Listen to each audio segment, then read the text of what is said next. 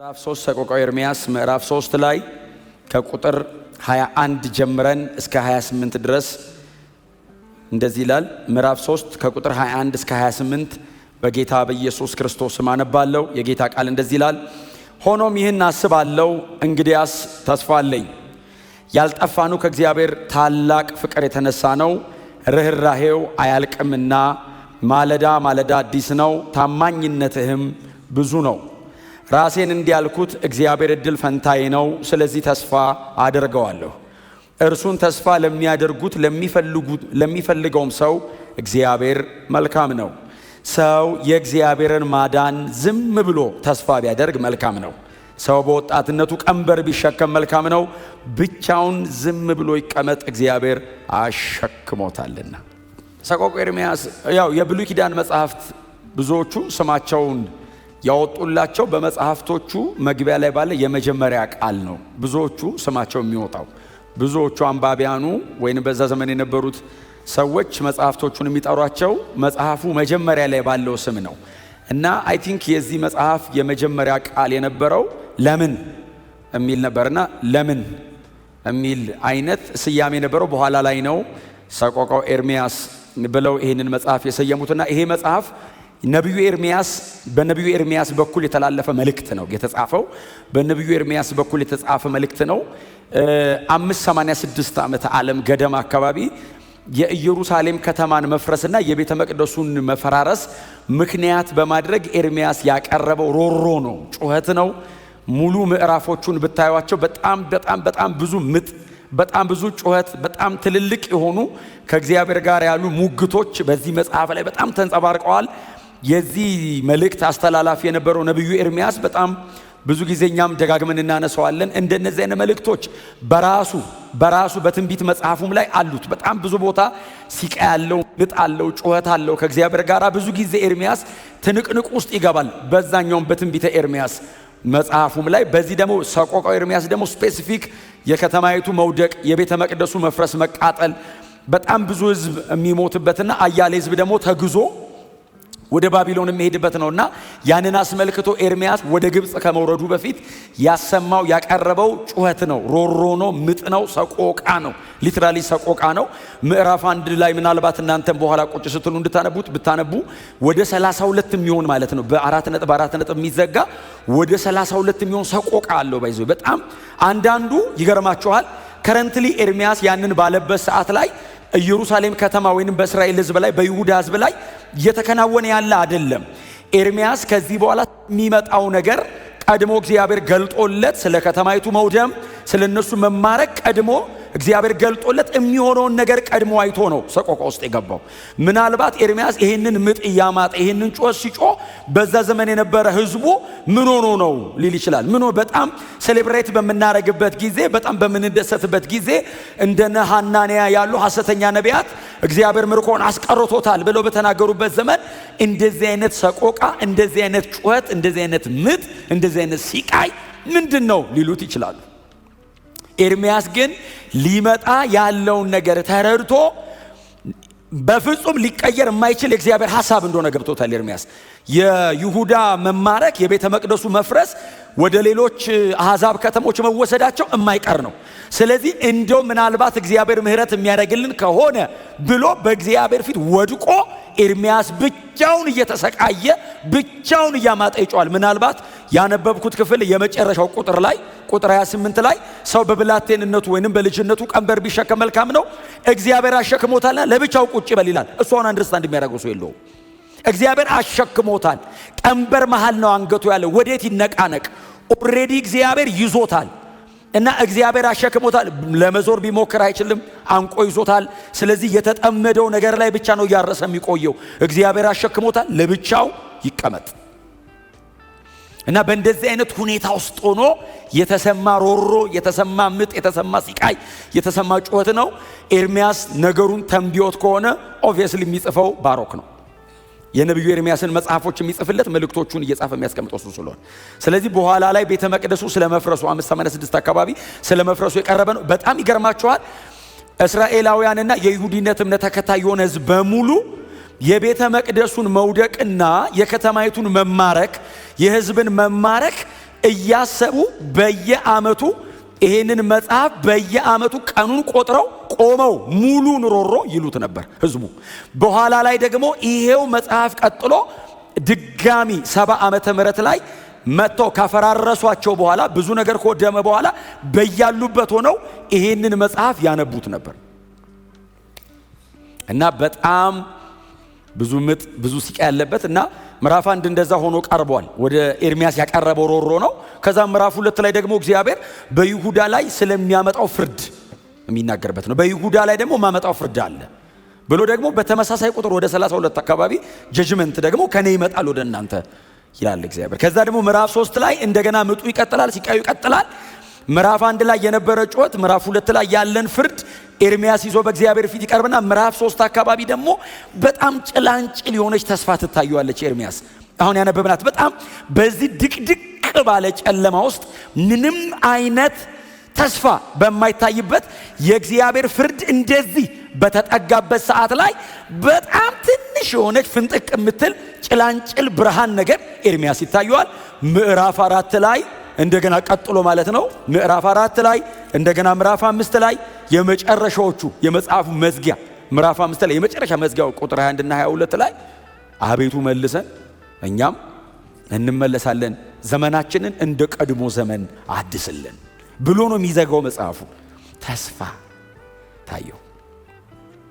እግዚአብሔር እቀጣለሁ እያለ በእቀጣለሁ ውስጥ ተስፋ አለ።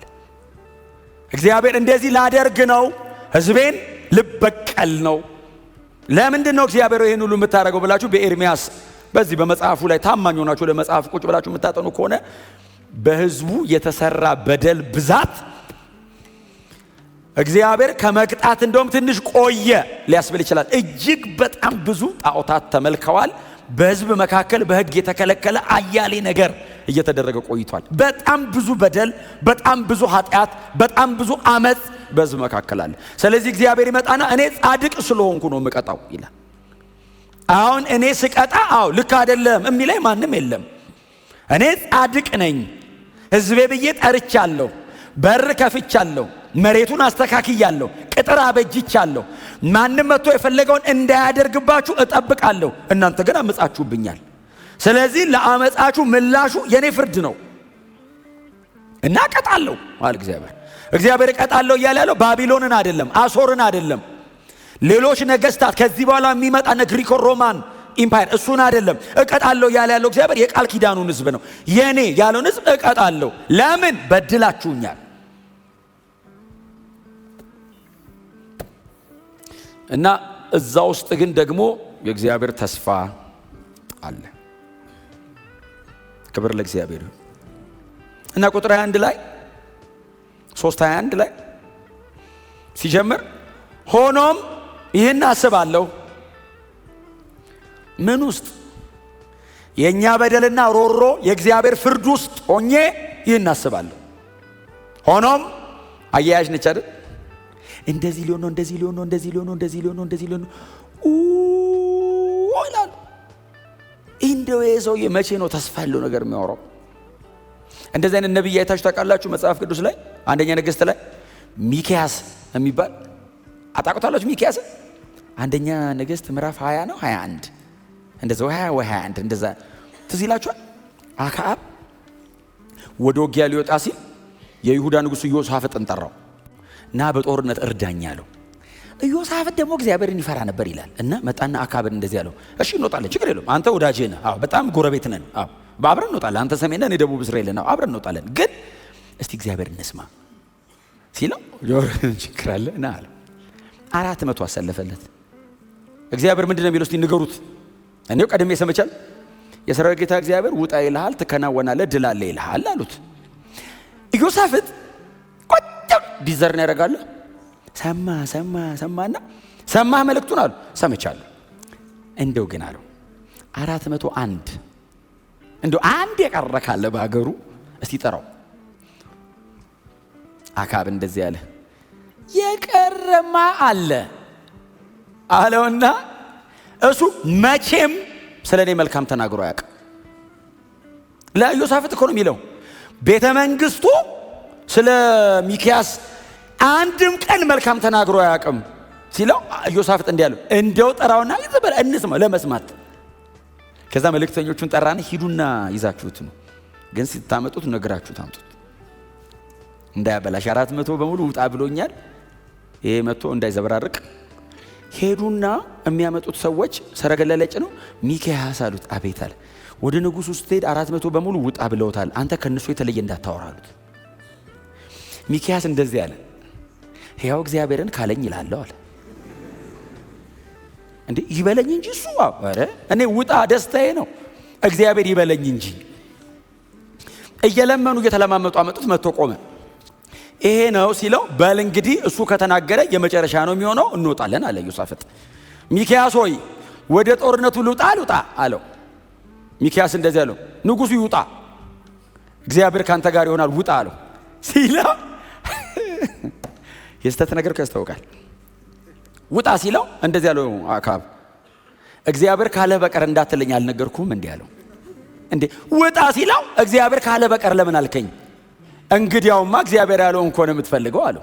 እንዳትወጣ አለው። እወጣለሁ ሲለው እስራኤል እረኛ እንደሌላቸው በጎች በተራራ ላይ ተበትነው ይታዩኛል። ምን ማለት ነው? አንተ ትሞታለህ፣ ህዝቡ ይበተናል አለው። እንዳትወጣ ሲለው አካብ እንዲህ አለ ለኢዮሳፍጥ፣ ብዬ አልነበር አለው።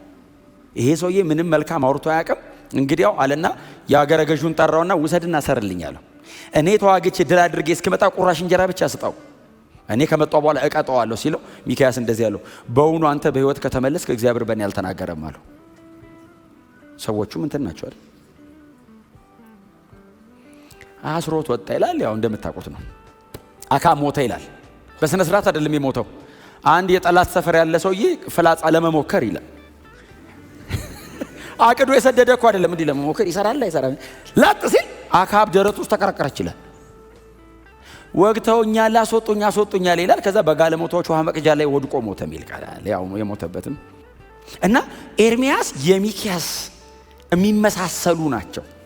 ኤርሚያስ እና ሚክያስ በጣም ይመሳሰላሉ። በእርግጥ ሚክያስ ትንሽ ቀደም ይላል። ክብር ለኢየሱስ ይሁን። ሰቆቃው ኤርሚያስም ላይ በጣም አግሬሲቭ ነው፣ በጣም ቀጥተኛ ነው። እግዚአብሔር ሊያመጣ ያለው ነገር ገብቶታል። ፕሪቴንድ አያደርግም። ጎናቸው ያለው ሰው እንመለስ ብሉት እስቲ። እኛ አሁን እያወራን ያለ ነው ስለ ታድሶ ነው እያወራን ያለ ነው። እኔ አሁን እያወራ ያለሁት ስለ አንዲት ስለ ጥቂት ህብረት ወይንም እንደዚህ ስላለች ስለ ትንሽ ሎካል ቸርች አይደለም እያወራ ያለሁት። እንደ አገር እግዚአብሔር ሊያድሰን ይገባል። እንደ አገር የኢትዮጵያ ቤተክርስቲያንን እግዚአብሔር ሊያድሳት ይገባል። ከምን እንጀምር? ከኛ እንጀምር። ከግል እኔ ልጀምር፣ ከዛ አጠገብ ያለው ሰው ይቀጥል። እንደ ቤተክርስቲያን እኛ እንጀምረው ይገባል። መንፈሳዊ ስራ ስለሆነ ይተላለፋል። መታደስ አለብን፣ መመለስ አለብን። የቀድሞውን ነገር እግዚአብሔር ወደ ቤተክርስቲያን ማምጣት አለበት። እምታውቁት ጠረን የለም፣ ድሮ እምታውቁት የሰማችሁት ነገር የለም። እግዚአብሔር በምድሪቱ ባለች ቤተክርስቲያን ላይ ሰራ ሲባል የሰማ ነው። ያንን እግዚአብሔር ማምጣት መመለስ አለበት። የመጀመሪያ እርምጃው ምንድነው? ያንን እግዚአብሔር እንዲያደርግ መመለስ። እኛ መመለስ፣ ወደ ቀድሞ መመለስ፣ ንስሐ መግባት፣ መውደቅ፣ በእግዚአብሔር ፊት ራስን ለማዋረድ ፈቃደኛ መሆን። በጣም ብዙ ጊዜ ችግራችን እንደበቃን ይሰማናል። አያስፈልገኝም እንላለን። ኖ መጽሐፍ ቅዱሳችን ላይ ካሉ አዳሾች መካከል አንዱም አዳሽ ለፈረሰው ነገር ምክንያት አይደለም። ባይዘወይ ካደሱት ሰዎች መካከል ለምሳሌ ነህምያ ኢየሩሳሌም ለመፍረሷ ምክንያት አይደለም። እዝራ ምክንያት አይደሉም ምክንያት። ሲጸልዩ ግን ምን ብለው ነው የጸለዩት? እኛና አባቶቻችን በድለናልና አቤቱ ይላሉ አይደል? ሲጸልዩ ሁሉ ጊዜ እምትምርና እምትራራ ሆይ የፍቅርን ቃል ኪዳን እምትጠብቅ አንተ ነህና አይኖች ይመልከቱን፣ ጆሮች ጸሎታችንን ያድምጡ። ጸሎታቸው ይሄ ነው፣ እንመለስ። የመጀመሪያ ተጠያቂ አይደሉም እኮ እነሱ፣ ግን የትውልዳቸውን ከነሱ ቀድሞ የተሰራውን ሰብስበው በእግዚአብሔር ፊት ይወድቃሉ። የመጀመሪያ እርምጃ መመለስ፣ በእግዚአብሔር ፊት መውደቅ።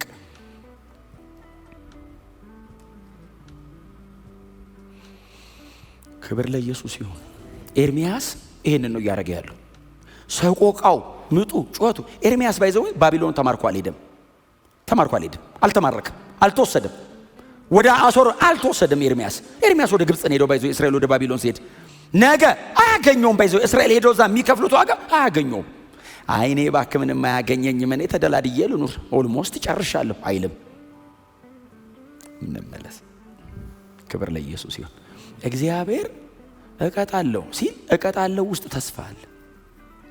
እመታለሁ ሲል እግዚአብሔር እኮ እቀጠቅጣለሁ ሲል የተቀጠቀጠ ሸምበቆ ደግሞ አይሰብርም፣ ራሱ ደግሞ ያቃነዋል። ጥቅቅ አድርጎ እሱ ሰብሮናልና ከዛ ደግሞ እሱ እስከ መጨረሻ አይጨክንምና ይላል። ክብር ለኢየሱስ ይሁን። ሊመልሰን ይገስጸናል። መመለስ አለብን ተስፋ እዛ ውስጥ ስላለ። አንዳንዴ በእውነት ነው የምላችሁ እስከ መጨረሻ ድረስ እግዚአብሔር ጨካኝ እንደሆነ ይመስለናል እና የመመለስ ተስፋ የለኝም ይላል አንዳንድ ሰው። አረ እኔ ተስፋ የለኝም። በህይወት ካለ ተስፋ አለ። ካልሞትክ ምንም ውስጡን መመለስ ወስን። ዛሬ ለመውደቅ በእግዚአብሔር ፊት ለማቅረብ ጸጋ ለመለመን አንተ እንደማትችል ለእግዚአብሔር ለመንገር ወስን። ብትችል ድሮም ታመልጥ ነበር። ስለማትችል ነው፣ ስላቃተ ነው። ለእግዚአብሔር ንገረው፣ ውሰድልኝ፣ ጸጋ ስጠኝ። መመለስ፣ መውደቅ፣ መወሰን። ተስፋ የለኝም የሚባል ነገር የለም። አሁንም ለእስራኤል ተስፋ አለ ነው የሚለው መጽሐፍ። አገር ፈርሶ ከተማ ተቃጥሎ ህዝብ ሁሉ ቆሞ እያለቀሰ እዝራ በህዝብ መካከል ቆሞ እንደዚህ ያለ አሁንም ለእስራኤል ተስፋ አለ። አለን በህይወታው ተስፋ አለ። አባቶቻችን ምድር መተናለው ተስፋ አለ። ኤርሚያስ እሱን ነው አልቅሶ አምጦ ሆኖም ይህን አስባለሁ፣ እንግዲህ ተስፋ አለኝ። እግዚአብሔር ጋር አይደለ እየጮኩ ያለሁት? አዎ ተስፋ አለኝ። በእግዚአብሔር ፊት አይደለ እየወደኩ ያለሁት? አዎ በሚራራ በእግዚአብሔር ፊት ተስፋ አለኛ። እግዚአብሔር እየቀጣ ይምርሃል። ቅጣቱ ውስጥ ራሱ ማንሳት አለው። እግዚአብሔር ሊገድል አቅዶ አይመጣማ፣ ሊያስተምር ነው የሚቀጣህ። ገንዘቡ ሊያረግ ነው የሚቀጣህ። እስራኤልን ወደ ባቢሎን ሲልካት የኤርሚያስ ሰቆቃ ምክንያት ይሄ ነው። ወደ ባቢሎን ሲልካት እግዚአብሔር መጣን እንደዚህ ያለ ናቡከደነጾር አገልጋይ ነው እናንተን ለመቅጣታው ናቡከደነጾር ነው የሚያገለግለኛል። ማነው ናቡከደነጾር? የባቢሎናውያን ንጉስ አሕዛብ። እግዚአብሔር መጣን ናቡከደነጾር አገልጋይ ነው አለ። ቀጥሎስ አሶር ጅራፌ ነው። በአሶር በኩል እንደዚህ ያረኩ በጣም እንዳይገርፋችሁ። ለምን መሰላችሁ? እግዚአብሔር መጣና ቆይ እንትን በላችሁ ይልና ቀጣ እንዲገረፍ ሲያደርጓቸው ደግሞ እግዚአብሔር መጣን ለምን ገረፍካቸው ይላል። በጣም ይገርመኝ። ስለናንተ ስል ነገስታትን እገሥጻለሁ ደግሞ ይላል። ደግሞ መለስ ብሎ ግን እንድትስተካከሉልኝ ነው ፕሮግራሜ። እናንተን ፈልጊያችሁ ነው። ልጅ ሲያጠፋ ይቀጣል። የማይቀጣ ልጅ አይደለም። ልጅ ካበላሸ እምትቀጣው ልትሰብረው አይደለም አይደል? ልጅን አሁን እኛ ቤት አሁን ያጠፋሉ። ሲያጠፉ ሲደረጉ ሊሰብሩት ነው እንዴ? በጣም እኮ ከተመታ በጣም ሲያለቅስ ዝም ትለዋለህ እኮ። አንዳንዴ ዝም የምትለው ውስጥህ አባብሎ እኮ ይልሃል። ዛሬ ካባበልኩት ነገ ሌላ ያነሳል። እያመመው ይማር። ግን ርህራሄ ያለው ቅጣትህ እየቀጣው እሱ አንደርስታንድ አያረግም። ባይዘው በጣም የምትመታው ከሆነ አባቴ አይወደኝም ይላል። በጣም ስለምትወደው ነው የምትመታው። የሚቀጣን ስለሚወደን ነው። እየመታ ብለህ ስትወድቅ አባብሎ ይሏል እኮ ውስጡ። እኛ ግን በጣም አስቸጋሪዎች ነን። ካባበለን ባይዘው ደርበን ነው የምንሰራው። ያባብለኛል ብለን ተመሳሳይ ነው ባይዘው። ወይ ቸርችም እንደዛ ነው። እግዚአብሔር አባት ነው፣ እኛ ልጆች ነን። እኛ ቤት ደግሞ እኛ አባት ልንሆን እንችላለን፣ ልጆች ይኖሩናል። በዛ መንገድ ያንን አባትነት እኮ እኛ ውስጥ ያስቀመጠው እሱ ነው። እየቀጡ መራራት እኛ ውስጥ ያስቀመጠው እኮ እየቀጣ ስለሚራራ ነው። እኔ ክፉኝ ልጅ ዳቦ ሲለምነኝ ድንጋይ አልሰጠውም በምንም ተአምር። አሳ ሲለምነኝ እባብ አልሰጠውም በምንም ተአምር። ጌታ ኢየሱስ እኮ አለ እናንተ ክፉዎች ናችሁ አለ። ባይዘው በፍጥረታችሁ ክፉዎች ናችሁ አለ። እሺ ክፉ ሆነ ይሄን ማታረክ ከሆነ ደጉ የሰማይ አባት ደግሞ አለ ስትለምኑት ዳቦ አይደለም መንፈሱን ሳይሰፍር እንዴት አይሰጥም? መንፈሱ በገንዘብ አይገዛም፣ በነፃ ነው የሚፈሰው። እጅግ ክቡር ነው። ርህራሄ ያለው ውስጡ አባትነት ውስጡ አለ። ኤርሚያስ ሰቆቃውን ብታነቡ በእውነት ነው የምላችሁ ሰው እየጸለየ ሊሞት ይችላል ቢያነባው። እዚህ ደረጃ ብለን ጸጥ ነው የሚለው ትንፋሻችን። ኤርሚያስ ግን ይሄንን ሁሉ ሰቆቃ ነው ሮሮ እግዚአብሔር ፊት ሲጥል በእግዚአብሔር ፊት ሲደፋው ውስጡ እግዚአብሔርን ማወቅ አለ። አባት ነው። ይራራል። ቱ ዲቴል ነው የሚወርደው ኤርሚያስ። የበደላቸውን ዲቴል ማለት ነው። እያንዳንዷን ነው የሚያነሳትና በዚህ መጠን እግዚአብሔር ተበድሎ ነበር። ለምንድነው ዲቴል የሚያነሳው? ምህረቱ ወደር እንደሌለው ያውቃል። እግዚአብሔር በጽድቁ እንደማይደራደር ቢያውቅም ምህረቱ ግን ወደር የለውም እና ፈጽሜ በፊቱ እናዘዛለሁ። ይሄንን አድርጌ ተናዝዤ እግዚአብሔር ቢገለኝ ያዋጣኛል። ምሮ በህይወት ቢያኖረኝ እኮ አይደለም። ስለዚህ በደልና ቅጣታው እግዚአብሔር ቢገለኝም በህይወት ያኖረኛል ለዘላለም። ምንም ያርገኝ በፊቱ አቀርባለሁ። ይህንን በልቤ ያስባለሁ። ምንድነው የምታስበው? ተስፋ አለ። ክብር ለኢየሱስ ይሁን። ለምንድነው ተስፋ የተገኘው? በሚራራ በእግዚአብሔር ፊት ለመመለስ ስለወሰነ ነው። ለመመለስ ስለወሰነ ነው። ባዶ ሜዳ ላይ ተስፋ የለም። እግዚአብሔር ከማይጣረስ ባህሪው መካከል አንዱ ምህረቱና ጽድቁ ነው። ምህረቱና ጽድቁ አይጣረስም። እግዚአብሔር የድሮ እግዚአብሔርና የዘንድሮ የሚባል የለም። ድሮም ጻድቅ ነው፣ ዘንድሮም ጻድቅ ነው። ድሮ ይቀጣ ነበር፣ ዘንድሮም ይቀጣል። ምንም እንዳትጠራጠሩ። ኢትስ ቢብሊካል። አዲስ ኪዳን ላይ ማንሳት ካለብን ልናነሳ እንችላለን። ምናልባት ዛሬ እዚህ ሰቆቃ ኤርምያስ ላይ ስላለኝ ኒው ቴስተመንት ላይ አነሳላችኋለሁ ወደፊት አለ። እግዚአብሔር ጻድቅ ነው፣ ይቀጣል። ምን ጥያቄ አለ? ለዛውም ይሄውን ያስቀጣል የሚባል ደረጃ ላይ ያለ በጣም ላይት የሚመስል ነገር ሞት አዝማምጥቶ ያውቃል። ፔናሊቲው በጣም ሲሪየስ ሆኖ ያውቃል። ግን የእግዚአብሔር ጽድቅ በእውነተኛ መመለሱ ስንሆን ምህረት አለው። ክብር ለኢየሱስ ይሁን። ስለዚህ ኤርምያስ ቢሎሱ ተስፋ አለ። በጣም አስደናቂ ሰው ነው።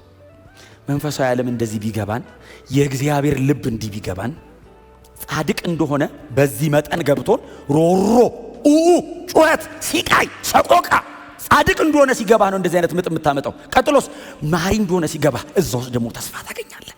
ደግሞ እኮ መሐሪም ነው።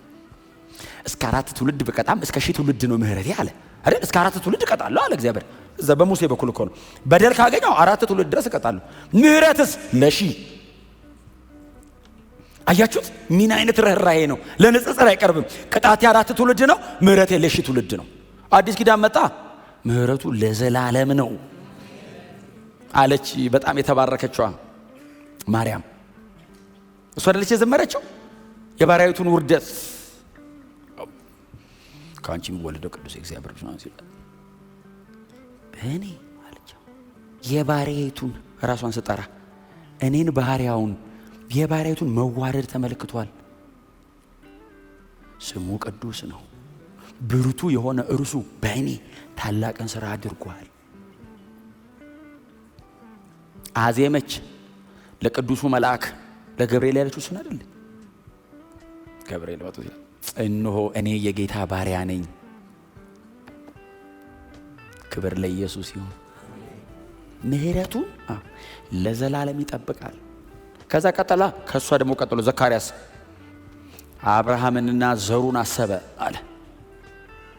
ከ1000 ምናምን ዓመት በፊት ደግሞ በሙሴ በኩል የተገባውን ኪዳን አሰባለ። 2000 ዓመት 1400 ዓመት ዘንድሮ አለ።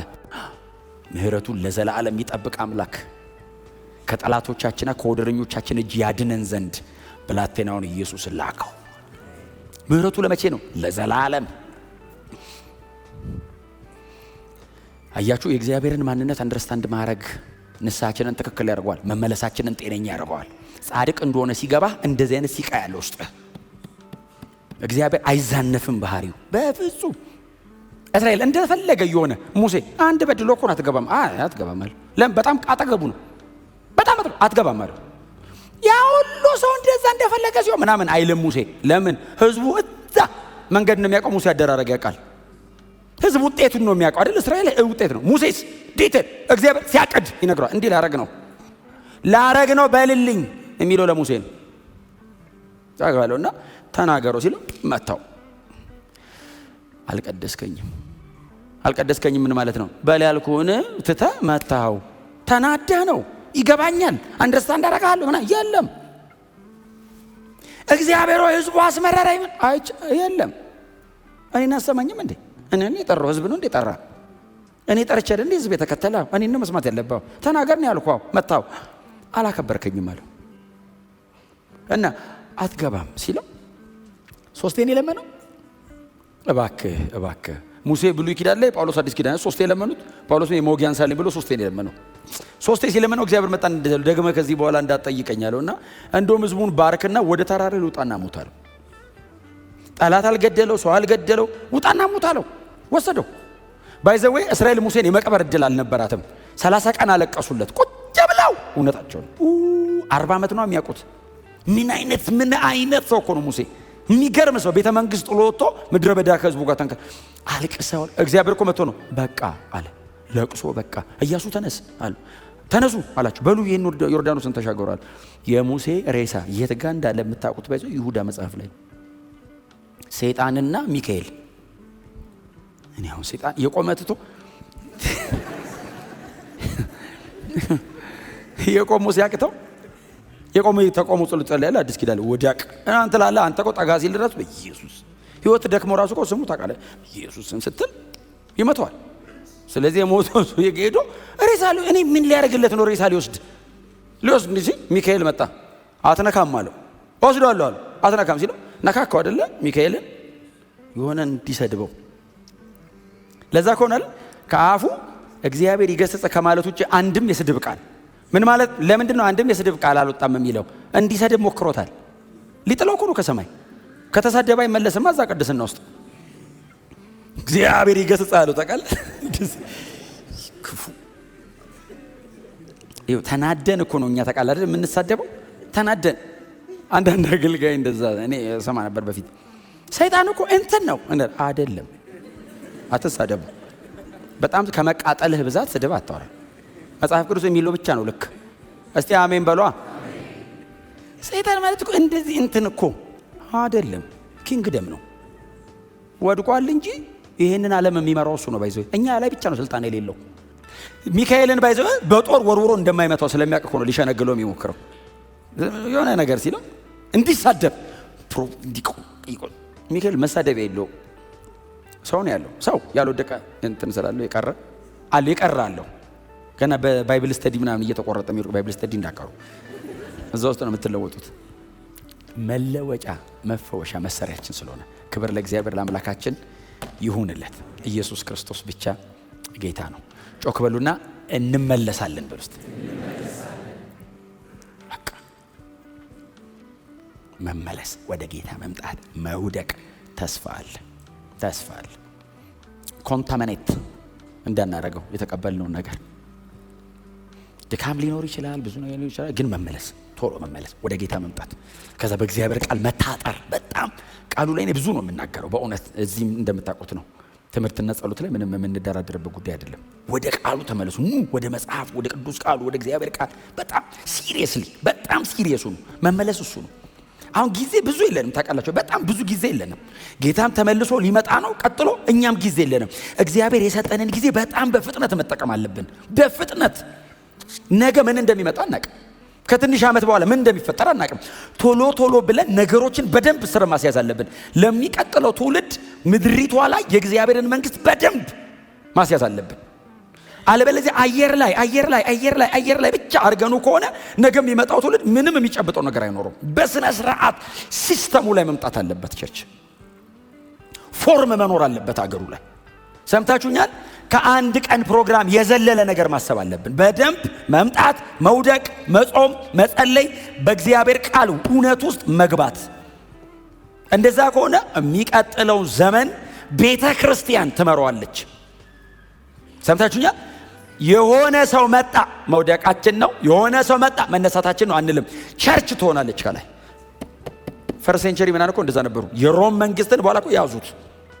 ክርስቲያን ካልሆንክ ሀገር ላይ አትኖርም ማለት ጀመረ እኮ። ክርስቲያን ኮንክ እገልሃለሁ ያለ መንግስት። ለምን? ሲስተሙን ያዙት በወንጌል። ፋይት የሚያደርገው ትውልድ ፋይት አረገ። ልጆቻቸው፣ የልጅ ልጆቻቸው፣ ረጅም ዘመን ያለ ትውልድ ግን ክርስቲያን ሆነ። ይሄ ጊዜ ለኛ እንደዛ አይነት ክሪቲካል የሆነ ጊዜ ነው። ካመለጠን መመለስ በጣም አስቸጋሪ ነው። አሁን ግን ስቲል መያዝ እንችላለን። መንቃት አለባችሁ። ስትጸልዩ ለራሳችሁ ለምትበሉት፣ ለምትጠጡት፣ ለምናምን እንደሱ ብቻ አትጸልዩ። ስለምትሰሩ ስራ፣ ስለምትነግዱት ነገር ብቻ አትጸልዩ። ኦፍ ኮርስ በጣም ሲሪየስሊ ጸሎት ይፈልጋል እሱ። እንለፍ ግን ከዛ ኪንግደም ኦፍ ጋድ ሰፊው የእግዚአብሔር መንግስት ወንጌል እሚድን ትውልድ። እኔ እማላቀው ትውልድ በእኔ ጸሎት እሚድን ከሆነ እኔ ማወቅ አለብኝ ማለት አለብኝ እንዴ? የወንጌል እውነት እኮ በእኛ መካከል ጸንቶ እንደዚህ እንዲቀጥል ዋጋ የከፈሉት እኮ ፈርስት ሴንቸሪ ላይ ያሉት እኮ ናቸው። እኔ በዘመን ያላገኘሁትን ብለው ሲሰቃዩ በቃኝ አላሉ። ኖ የወንጌል እውነት ጸንቶ ይቀጥል። ክብር ለኢየሱስ ይሁን። ስለዚህ ዛሬ መወሰን፣ ለመመለስ ዛሬ መወሰን በእግዚአብሔር ባህሪ ላይ የተመሰረተ ነው። ዛሬ ልነግራችሁ የፈለኩት ይሄንን በእግዚአብሔር ባህሪ ላይ የተመሰረተ ነው። እግዚአብሔርን አንደርስታንድ አድርጉት። እግዚአብሔር ምን እንደሚፈልግ አንደርስታንድ እናድርግ። የእግዚአብሔር ልብ ምን አይነት ነው ይግባል። በባህሪው እግዚአብሔር ማን ነው? ጻድቅ። ምን አይነት አምላክ ነው? መሐሪ አምላክ ነው። ሁለቱን ባላንስ አድርጎ መኖር። በጣም ምህረቱ ላይ ብቻ እንደገፍና አንዳንድ ይሄኛውን ባህሪውን ደግሞ ብዙ ጊዜ እናዛንፈዋለን። ስለዚህ እግዚአብሔር በጣም ራይቸስ ነው፣ ጀስት ነው። ለተከፈለ ነገር እግዚአብሔር ይመልሳል። ለተዘራ ነገር እግዚአብሔር ይመልሳል። ለተደረገ ነገር እግዚአብሔር ይመልሳል። አዎ ታዲያ ምን እናድርግ? እንመለስ፣ እንውደቅ፣ ንስሐ እንግባ። በእግዚአብሔር ጽድቅ ፊት በምህረቱ ፊት እንውደቅ፣ ንስሐ እንግባ፣ እንጩ። ማልቀስ አለብን፣ እናልቀስ። መወሰን አለብን፣ እንወሰን። መንገድ መቀየር አለብን፣ ቀይሩ መንገድ። መተው ያለባችሁ ነገር አለ፣ ተው። በህይወታችሁ ላይ ማራገፍ ያለባችሁ ነገር አራግፉት። እውነቴን ነው የምነግራችሁ። ረጅም ነው መንገዳችሁ።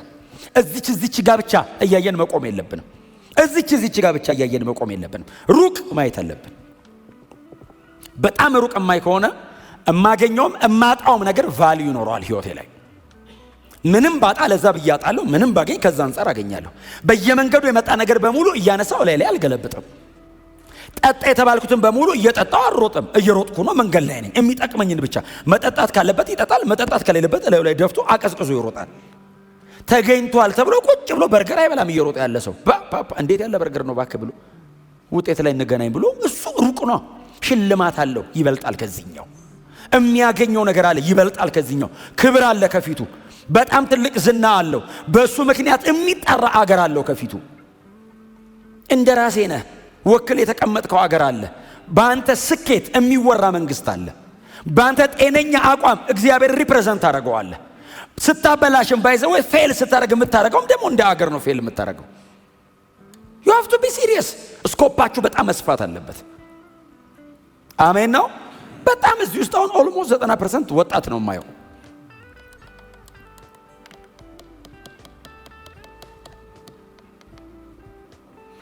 በዚህ የሚሆን በዚህ ተስፋ አለኝ የሚል ሰው ነው ያለው። በቃ ሰርቼም ነግጄም ጾሜም ጸልዬም ምንም ብዬ የሆነ ቦታ ደርሳለሁ የሚል ነው። ይሄንን ለመሆን በጣም ግዴታ ስለ ተስፋ መማር የለብም። ናቹራሊ ውስጣችን እንደዛ ስለሆነ እንደዛ አይነት ፓሽን እግዚአብሔር ውስጥ ካስቀመጠ አግሬሲቭሊ ፎከስ ሆናችሁ ተራመዱ። ማስተካከል አለብን፣ አስተካክለን። መቀጠማር ቀጥ አድርገን መመለስ አለብን፣ ተመልሰን። መቼ? አሁን። መቼ? ዛሬ። ነገ ምን አትበሉ። ነገ በጣም ቢዚ ነው የኛ ነገ። የምንሰማቸው ነገሮች በሙሉ ነገ የሚሉ ናቸው። እኛም ነገ ነው የምንለው። ሁሉም ነገር ነገ ነው የሚለው። ነገ እኛ አይደለም፣ ዛሬ ነው እኛ። ዛሬ ላይ ቀጥ ብለን እንሄዳለን። ነጋችን ይስተካከላል። ነገ የሚባል ቀን መጣ አልመጣ አይመለከተኝም። ዛሬ ነው እኔው አሁን አገኘኋቸዋል። በቃ ትክክለኛና ጤነኛ ነገር ነገራቸዋለሁ። ነገ አገኛቸዋለሁ፣ ደስ ይለኛል። ካላገኘኋችሁ በቃ አልተገናኘንም። አሁን ነገ ባይመጣ ራሱ ጌታ ዛሬ ቢመጣ በዛሬና በነገ መሀል ከመጣ እኮ ነገ የሚባል ቀን እኮ የለም። ስለዚህ ዛሬ ነው አስተካክለን መሄድ ያለብን። እስቲ አሜን በሏ። ስለ መመለስ ሲነገር ነገ መለሳለሁ እንዴት ይባላል? ዛሬ ነው መመለስ ብራዘር። እንዴ ነገ የሆነ አልቆ ቢያልቅ ዛሬ ማታስ ቢያልቅ መኖር ቢያልቅስ ዛሬ ማታ ተውት። የሆነ ነገር እኮ አይደለም መኖር ቢያልቅ። በጣም ብዙ የማጠብቁት ሰው ድንገት ወደ ጌታ ሄዶ አይታችሁ አታውቁም? ክብር ለእግዚአብሔር ይሁን። ስለዚህ አሁን ወስኑ፣ አሁን ወስኑ። በጣም ጥበበኛ እንሁን፣ በጣም ጥበበኛ እንሁን። እውነቴን ነው የምነግራችሁ። በጣም ዋይዙ ነው። ከ10 ዓመት በኋላ ተጸጽተ ድሮ ነበር ማድረግ የነበረብኝ ማለት የለብም። ዛሬ ነው መወሰን ያለብን። አሁን አድርገኑ ከዛ በኋላ ውጤት ላይ ፍሬ ላይ ታስታውቃለህ። መቼ ነው የወሰንከው ይሏል። መቼ ነው እንደዚህ አይነት ህይወት ውስጥ ለመግባት የጨከንከው ሲሉ ቆየሁ።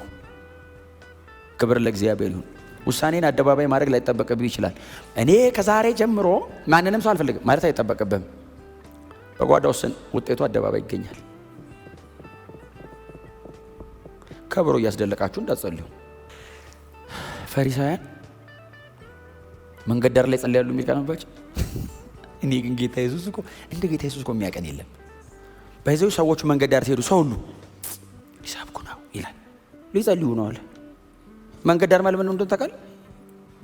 የመንገድ ማሳለጫ ላይ፣ እዚህ ማሳለጫው ላይ ህዝብ የሚበዛበት ቦታ ላይ ረጅም ቀሚስ አድርገው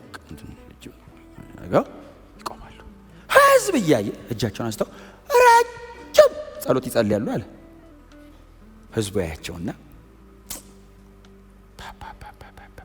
ጌታ እንዲህ አለ፣ ጸሎታቸው በዛ ሰዓት ተመለሰ አለ። እነሱም ወደ እኔ አልጸልዩም እኔም አልሰማም አለ። እነሱ የጸሉት ወደ ጎን ነው። ሰው እንዲያያቸው ፈልገው ነው። ሰው ሲያያቸው ሰይ ተመስገን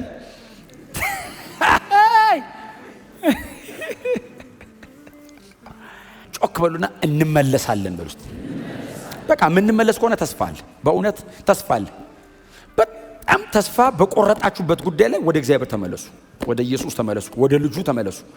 እግዚአብሔር አምላክ ወደ አዘጋጀው ወደዚህ የመጨረሻ መፍትሄ ወደ እሱ ተመለሱ። እኔው ለአዳዲስ ሰው ብቻ አይደለም የምናገረው፣ እኔ ለኛም ነው የምናገረው። ወደ ጌታ ተመለሱ። ወደ ክርስቶስ እንመለስ። ኢየሱስ ምንድነው የሚወደው? ምንድነው የማይወደው? ኢየሱስ መሬት ላይ ሲኖር በጣም ክቡር ነው ያለውና ክቡር አይደለም ያለው ምንድነው? አንዳንደኛ የምንጋደልለት ነገር ኢየሱስ የናቀው ነው።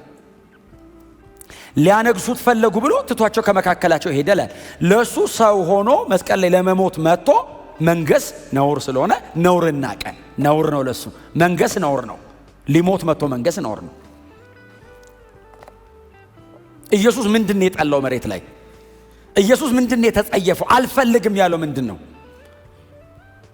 በጣም በብዙ ነገር ውስጥ ኢየሱስ አይከበብም። እንደምታውቁት ሲሄድ ለ11 ከፀሐይ መውጫ እስከ መጥለቂያ ወንጌል እንኩ ብሎ ሰጥቷቸው እየመጣው ቼክ አረጋቸዋለሁ አላለም። ትቶ ሄደ። 11 ኢየሱስ ምንድነው የሚወደው? ምንድነው የማይወደው? ኢየሱስ ከምንድን ነበረ ሩቆ የሚሄደው? ወደ ምንድን ነበረ የሚጣጋው? በጣም ጌታ ኢየሱስ ምን ላይ ነው የሚያሳልፈው? ማስተማርና መጸለይ ላይ በጣም ብዙ የሚያሳልፈው። ያስተምራል፣ ከዛስ ይጸልያል። ቀን ያስተምራል፣ ሌሊት በጣም ብዙ ሰዓቱን ይጸልያል። የተወሰነች ጊዜ ካገኘ እነ ጴጥሮስን ደግሞ ይመክራቸዋል። ብዙ አይመክራቸውም። በይዘው አይታችሁ ከሆነ ከሰው ጋር ነው የሚማሩት፣ አብረው ይማራሉ። አንዳንድ ስውር ነገር በምሳሌ ካወራ ማታ ሲገናኙ ሁሉንም ነገር ብዙ ነገር አንደርስታንድ አያደርጉም አይደል? በጣም ብዙ ቦታ ምን እንዳለ አልገባቸውም የሚል ቃል ሁሉ አይጠይቁትም፣ ያፍራሉ። አሁን ሁሉ ያልገባኝ ብሎ ሰው ማስቸገር ራሱ እኮ እነሱም ሰው አይደሉ ከኛን ናቸውና ስሜት አላቸውና ትንሽ ቆይታ አንዳንዱን ጠይቅ ብለው አንዳንዱ ሲጠይቁ አንዳንዴ ዝም ብሎ ይህ በጾምና በጸሎት ካልሆነ አይወጣም። ይሄ ማለት እንደዚህ ነው። ቅንጣት፣ ስንዴ፣ እርሾ ምናምን ይላል። በዛ የሚሉት አሳጥማጅ ምናምን ነው። እርሾ አያውቁም፣ አግሪካልቸር አያውቁም። አሳጥማጅ ምናምን ምንድነው? ቅድም ግን መሬቱ ያልከው አንተ ነህ እኛ ነን። ስንዴው ማን ነው? አንተ ነህ። እርሾ ምንድነው? እርሾ ቀስ ብሎ እቺ ማለት ከዛ ውጭ ያለውን በጠቅላላ ያስተምራል። በጣም ዋጋ የከፈለው ኢየሱስ ምን ይወዳል? በጣም መጸለይ። በጣም ምን ይወዳል? ከህጉ ጋር ጊዜ ማሳለፍ። በጣም ኢየሱስን ምንድነው የሚያስደስተው? ያንን እውነት ለህዝብ ማካፈል። በጣም ኢየሱስን ምንድነው የሚያስደስተው? የአብን ፈቃድ መፈጸም። አገር እየተቃወመው የአባቱን ፈቃድ ያደርጋል። አገር አንፈልግም፣ አባቶችን ነው የወደደው። እንሰቅላለን፣ የአባቴ ፈቃድ ይፈጸም ዘንድ ግድ ነው። ከአብ ጋር ነው። እንደዚህ መሆን በጣም ከባድ ነው። ታውቃላችሁ፣ የተወሰነ ሰው ፊቱን ሲያዞርብህ እኮ ዓለሙ ሁሉ የጠላህ እኮ ሊመስልህ ይችላል። ኢየሱስ ዓለሙ ሁሉ ጣልቶት ብቻውን ከአባቱ ጋር፣ ኢየሱስ የሚወደው ጋር መቆየት፣ ኢየሱስ የሚጠላውን መራቅ። ወዴት ነው የምንመለሰው? ወደ ጌታ፣ ወደ ክርስቶስ፣ ወደ ወንጌል፣ ወደ እውነት፣ ወደ ዳንበት እውነት፣ በልጅነታችን ልባችን ውስጥ ወደ ጀመረ ወደዛ ብርሃን፣ ወደዛ ነው መመለስ። ድሮ በጣም እንጸልይ ነበር ካላችሁ አሁንም መጸለይ ይገርማል። ድሮ የነበረ ለወንጌል የነበረ ሸክም አሁንስ የት ሄደ? አድገን አይደለም እየሞትን ነው። መቃጠል ውስጥ ከጠፋ፣ ጸሎት ውስጥ ከደበዘዘብ፣ ምንም ካልመሰለ የእግዚአብሔር ቃል ድሮ በጣም ትንገበገበለት ጉዳዩ ምንም ካልመሰለ እያደግን አይደለም። ወደዛ መመለስ። እኛ መካከልም እንግዳ ሆናችሁ የመጣችሁ ወንድሞችና እህቶች ካላችሁ መፍትሄ የለም፣ ሌላ መዳኛ መንገድ የለም። ወዴትም ብንሄድ ወደ ምንም ውስጥ ብንገባ ሰው ከዘላለም ፍርድ ሊያመልጥ አይችልም። ወደ ክርስቶስ መመለስ፣ ህይወትን ለጌታ መስጠት፣ ራስን በክርስቶስ ኢየሱስ ፊት ማቅረብ፣ ወድሃለሁ ብሎ ራስን መስጠት። እግዚአብሔር ያኔ ከሰው ጋር ይታረቃል። በኢየሱስ ክርስቶስ የመስቀል ሥራ ብቻ ሰው ወደ እግዚአብሔር መመለስ ይችላል። እውነተኛ ንስሐ፣ ከእግዚአብሔር ጋር ያለው እውነተኛ መታረቅ በክርስቶስ ኢየሱስ የመስቀል ሥራ ብቻ ነው።